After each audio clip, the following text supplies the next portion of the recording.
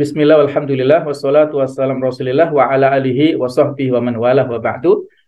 Berikutnya, setelah kita membahas tentang ciri-ciri para penentang dakwah, maka yang disebutkan pada ayat 18 sampai 21 pada paragraf ini adalah tentang ciri-ciri para pendukung dakwah yang mudah-mudahan kita termasuk di dalamnya insya Allah ya. Yang oleh Profesor Dr. Wahbah Zuhaili diberikan judul Al-Amru Bittaqwa wal Amal lil Akhirah. Perintah untuk bertakwa dan beramal untuk akhirat. A'udzubillahi minasyaitonir rajim. Ya ayyuhalladzina amanu taqullah wal tandur nafsum ma qaddamat lighad wattaqullah innallaha khabirum bima ta'malun. Hai orang-orang yang beriman, bertakwalah kepada Allah dan hendaklah setiap diri memperhatikan apa yang telah diperbuatnya untuk hari esok, yaitu hari akhirat, dan bertakwalah kepada Allah, sesungguhnya Allah Maha mengetahui apa yang kamu kerjakan. Kata-kata wal tandur nafsun di sini dibuat atau disebutkan secara nakirah dalam rangka untuk memberikan pengertian nafsun wahidah. Setiap jiwa, siapapun, setiap jiwa, setiap manusia. Kemudian yang dimaksud ma qaddamat lighad, apa yang dipersiapkan untuk besok di sini adalah berupa amal-amal yang soleh. Sedangkan yang dimaksud lighad untuk besok adalah yaumul qiyamah. Summiya bihi liqurbihi. Dikatakan hari kiamat itu besok karena waktunya yang dekat dan sudah kepastian datangnya, serta disebutkan secara nakirah litta'zim dalam rangka untuk memberikan kesan pemuliaan ataupun pengutamaan, juga penghormatan, wa ibhamu amrihi, dan memang tidak bisa diketahui kejadian secara jelas ya, maksudnya urusannya kapan datangnya hari kiamat itu tidak ada satupun yang mengetahui di antara makhluknya, tidak ada yang lain kecuali Allah Ta'ala. Kemudian disebutkan wala takunu kalladzina nasullaha fa'ansahum anfusahum ulaika humul fasikun, dan janganlah kamu seperti orang-orang yang lupa kepada Allah lalu Allah menjadikan mereka lupa kepada mereka sendiri, mereka itulah orang-orang yang fasik. Jadi janganlah kalian menjadi seperti orang yang nasullah. Maksudnya adalah lupa kepada hak Allah. Fataraku ta'atahu, sehingga mereka meninggalkan ketaatan. Kita lupa kepada hak Allah. Hak Allah adalah kita ibadahi, kita sembah, kita taat kepada perintah-perintahnya, kita jauhi segala larangannya. Fa'ansahum anfusahum, sehingga ansahum an yuqaddimu laha khairan. Mereka lupa pada diri mereka sendiri dan mereka lupa untuk mempersiapkan segala macam kebaikan tersebut. Dan mereka itulah adalah orang-orang yang fasik, al-kamiluna fil fiski, yang sempurna dalam hal kefasikannya. Ayat yang berikutnya adalah la yastawi ashabun nari wa ashabul jannah.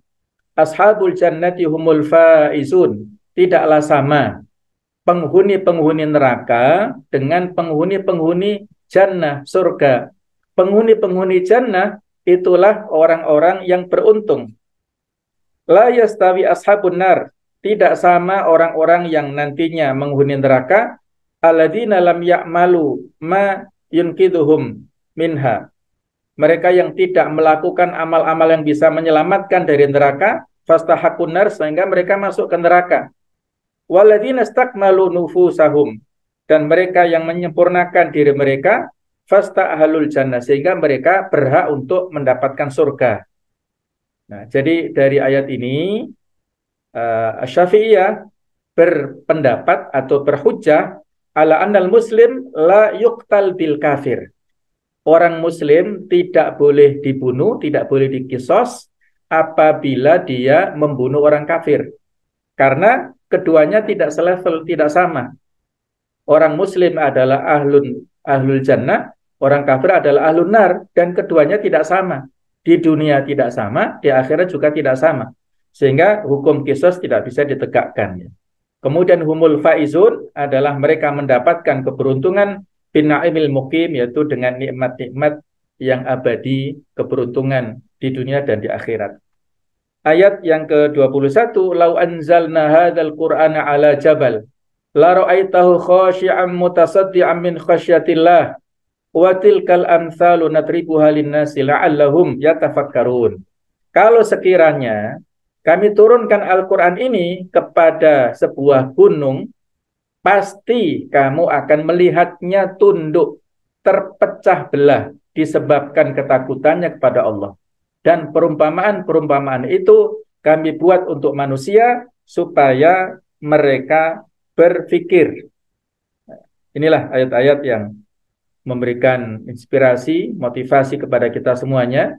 Dan kalau kita lihat ya dari skema fikroh yang ada dalam ayat-ayat ini, kita diperintahkan untuk bertakwa wal yaqdhuh ad-daimah, memiliki kesadaran yang terus-menerus, yang selalu terus-menerus, yaitu al-hadar min nisyanillah. Kita harus selalu waspada dari lupa kepada Allah Ta'ala. Kita al-muwazanah bainal jannah wan nar, ada membandingkan antara surga dan neraka.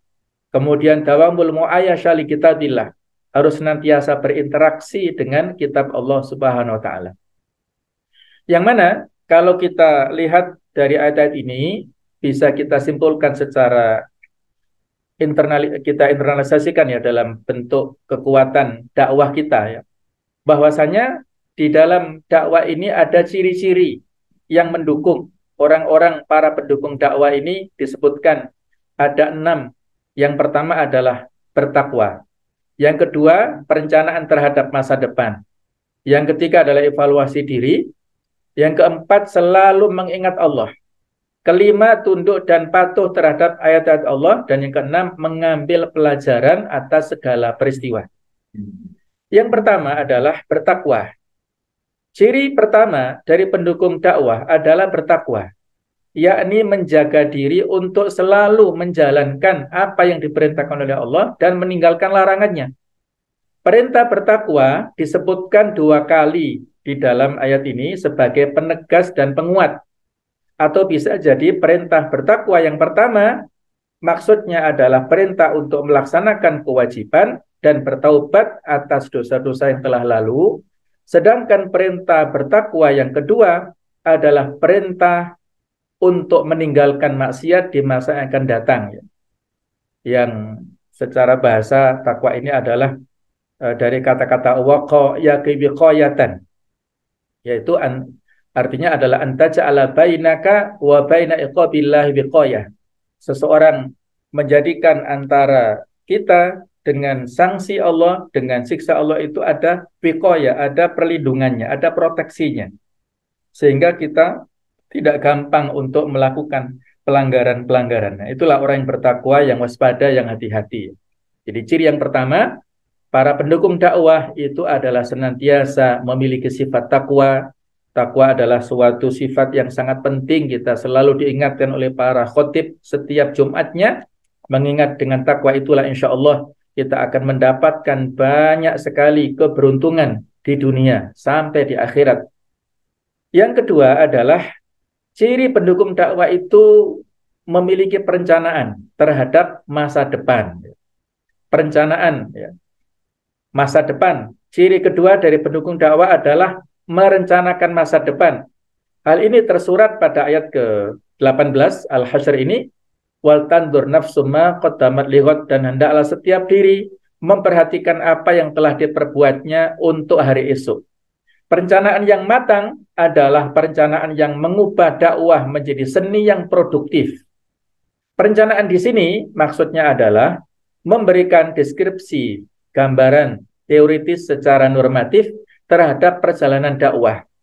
Ketika perencanaan sempurna dan unsur-unsurnya terpenuhi, maka dengan pertolongan Allah setelah bertawakal sepenuhnya akan dapat memberi hasil sebagaimana yang telah diprediksikan. Fa idza azamta wa tawakkal 'ala Allah innallaha yuhibbul mutawakkilin.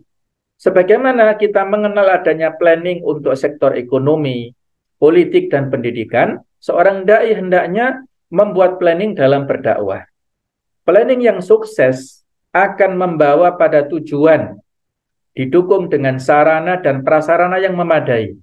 Antara tujuan dengan sarana prasarana itu dihubungkan lewat sejumlah cara dan metode materi pendukungnya, berupa kecakapan sumber daya manusia, kemampuan materi dan maknawi. Pengaruhnya adalah mutabaah dan evaluasi. Buahnya adalah terwujudnya tujuan dalam bentuk nyata.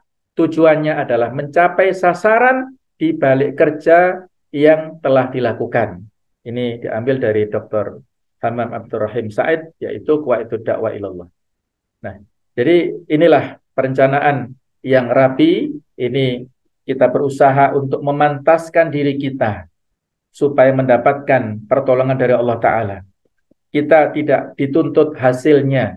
Kita tidak dituntut untuk mendapatkan kemenangan dengan tenaga kita, dengan kepandaian kita. Tapi kita dituntut untuk berproses mendapatkan hasil yang maksimal, itu juga harus dengan proses yang maksimal. Insya Allah hasil tidak akan mengkhianati prosesnya, insya Allah. Walaupun kalaupun tidak berhasil, itu adalah sebuah kesuksesan yang tertunda. Kegagalan adalah kesuksesan yang tertunda. Kemudian yang ketiga, ciri daripada para pendukung dakwah itu senantiasa melakukan evaluasi diri. Kita senantiasa melakukan mutabaah. Evaluasi ya dari diri kita. Hal ini juga tersurat pada ayat 18 surat Al-Hasyr, dan hendaklah setiap diri memperhatikan apa yang telah diperbuatnya untuk hari esok. Maksudnya adalah hendaknya seseorang menghisap dirinya sendiri sebelum mereka dihisap, dan hendaklah memperhatikan amal soleh apa yang sudah mereka persiapkan pada hari kiamat ketika bertemu dengan Allah Subhanahu wa Ta'ala. Di dalam dakwah, evaluasi atau mutabaah ibarat mata yang selalu mengawasi, telinga yang selalu mendengarkan, dan tangan yang selalu menguatkan. Perencanaan yang matang terkadang menjadi gagal karena tidak ada mutabaah, dan perencanaan yang lemah terkadang dapat berhasil dengan mutabaah evaluasi secara terus-menerus. Kita jangan hanya sekedar pandai membuat program musyawarah-musyawarah, tetapi ternyata pelaksanaannya tidak ada evaluasinya. Kita tidak tahu apakah sukses atau tidak, memenuhi target atau tidak. Nah, ini bukan hanya pada tataran dakwah ataupun organisasi pergerakan ya, tetapi organisasi pemerintah juga seperti itu. Sangat lemah dalam hal evaluasinya. Apabila unsur-unsur ini terpenuhi, maka perencanaan ilmiah yang matang telah ada. Kemudian pelaksanaannya diserahkan kepada orang yang sudah terlatih dan terprogram untuk menyiapkan tim pelaksana. Pada masa sekarang ini, banyak ilmu yang harus dikuasai oleh seorang dai. Ada ilmu manajemen, ilmu komunikasi, ilmu bahasa dan sastra, psikologi dan tarbiyah. Semua ini dan juga yang lainnya mempunyai pengaruh besar terhadap kesiapan seorang dai dalam melaksanakan program dakwah.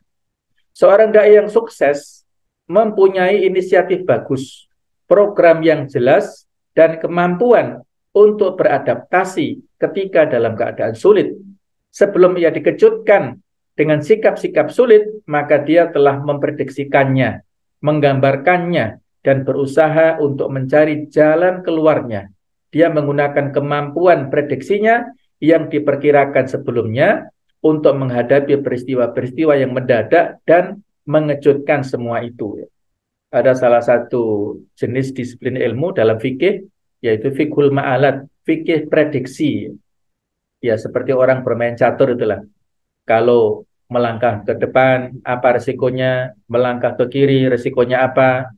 Ke kanan, apa resikonya? Mundur juga apa konsekuensinya? Nah, kurang lebih seperti itulah ya. Dalam hal dakwah, apalagi dalam tataran dakwah untuk islahul mujtama ataupun islahul hukumah, perbaikan pemerintahan, ini tentunya sangat dibutuhkan adanya fikul ma'alat, fikih prediksi ini. Kemudian Yang keempat adalah selalu mengingat Allah Subhanahu wa taala. Ya, inilah hal yang penting ya. Kita selalu mengingat pada Allah. Untuk itu pada 19 surat Al-Hasyr Allah mengingatkan orang beriman agar seperti orang-orang yang tidak seperti ya orang yang lupa kepada Allah dan tidak menyadari bahwa Allah senantiasa mengawasi manusia dalam kehidupan. Sebab terhadap orang yang seperti itu dan karena pola hidup mereka hanya mencari kepuasan, kelezatan serta kenikmatan duniawi tanpa mempertimbangkan kebutuhan hidup sesudah mati, maka Allah akan menjadikan mereka lupa akan diri sendiri dan tercabut dari akar kemanusiaannya.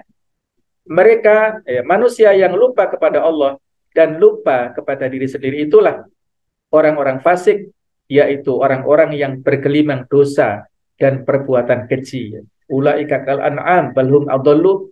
Mereka adalah seperti binatang ternak, bahkan lebih sesat. Mereka orientasinya hanya dunia, hanya materi, hanya makan, tidur, istirahat. Orientasinya tidak jauh berbeda dengan binatang. Bahkan mungkin ada sebagian watak manusia yang lebih jahat. Kalau binatang barangkali susah ditemukan yang membunuh anaknya sendiri, tapi ada manusia, oknum-oknum tertentu yang bahkan rela untuk membuang dan membunuh anaknya sendiri ya. Balhum adallu ya. Mereka lebih sesat daripada binatang ternak itu. Adapun yang kelima, sifat dan ciri pendukung dakwah adalah tunduk dan patuh terhadap ayat-ayat Allah Subhanahu wa taala.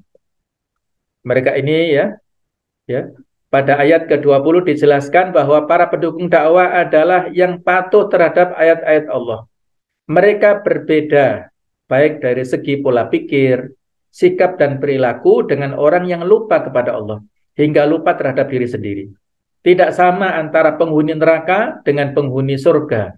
Penghuni surga itu adalah orang-orang beriman yang berusaha menyucikan jiwanya, mendekatkan diri kepada Allah, menjalin hidup dengan berbagi dan peduli.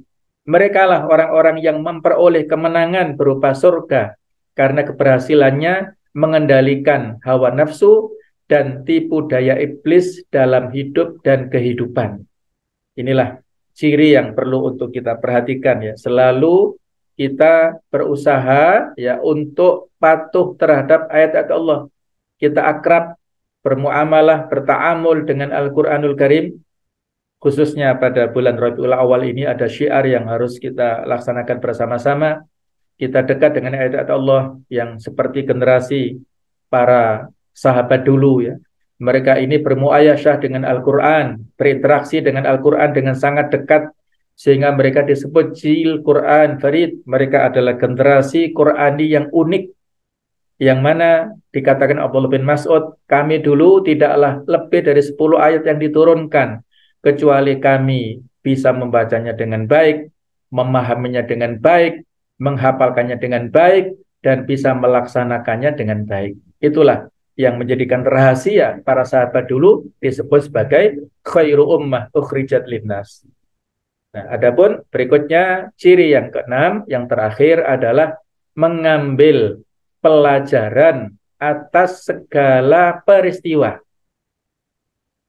Jadi ini sebagaimana yang digambarkan dalam ayat 21 surat Al-Hasyr, mengandung pelajaran bahwa para pendukung dakwah adalah hendaknya dapat mengambil pelajaran dari segala peristiwa yang terjadi dan dialaminya. Hal ini mengandung maksud bahwa hendaklah para pendukung dakwah memiliki hati yang lembut, bukan hati yang keras dan watak yang keras lagi sombong, seperti halnya orang-orang kafir yang menolak isi Al-Quran. Padahal seandainya gunung yang tidak punya telinga itu mendengar dan memahami firman Allah, niscaya akan tunduk terpecah belah disebabkan ketakutannya kepada Allah. Bila gunung yang kerasnya seperti itu saja akan hancur, bagaimana mungkin seseorang tetap dalam kesombongan dan keangkuhannya, tidak mau menerima kebenaran Al-Quran, maka sungguh celaka orang yang seperti itu. Dalam pada saat kita sudah mengalami beberapa periode dan marhalah dalam dakwah, kita mengalami banyak sekali suka duka, lika-liku dinamika, maka dalam hal ini kita hendaknya mengambil pelajaran. Orang yang pandai itu tidak akan terperosok di lubang yang sama dua kali. Jadi apabila kita telah melewati pada masa-masa tertentu dan di sana ada celah yang dijadikan sebagai peluang oleh musuh untuk menyerang kita, maka hendaknya celah itu kita tutup, kita hati-hati. Jadi kalau pada ayat sebelumnya tadi ada ciri-ciri penentang dakwah dari faktor eksternal, maka ini pun juga harus kita waspadai. Di samping kita harus memiliki 6 kualifikasi sebagai ciri-ciri pendukung dakwah, maka yang tidak kalah pentingnya adalah kita harus mewaspadai faktor-faktor internal yang bisa melemahkan eksistensi daripada dakwah. Jangan sampai dakwah kita ini rapuh bukan dari faktor eksternal, tapi dari dalam kita sendiri, dari para aktivis-aktivis dakwah sendiri. Yaitu adalah karena faktor kemanusiaan kita. Karena kita adalah manusia biasa, kita bukan malaikat, apalagi kita juga bukan jin, bukan setan ya. Tapi kita adalah manusia biasa yang ada potensi takwa, ada potensi fujurnya. Maka mari kita berusaha untuk mengambil pelajaran dari segala macam peristiwa. Jangan sampai justru peluang-peluang kelemahan dakwah itu ditimbulkan dari diri kita sendiri ya.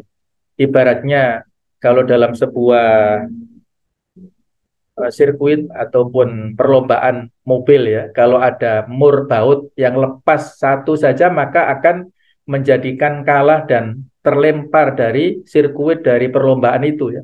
Begitu pula kalau kita ingin mendapatkan kemenangan dengan kemenangan yang mubarakah, kemenangan yang penuh berkah, maka hendaklah seluruh elemen yang terlibat dalam proses kemenangan ini harus solid dan harus kuat. Bagaimana mereka dari sisi hablum minallah kuat, hablum minannas juga kuat, dan juga senantiasa berusaha untuk menjauhi segala macam kemaksiatan.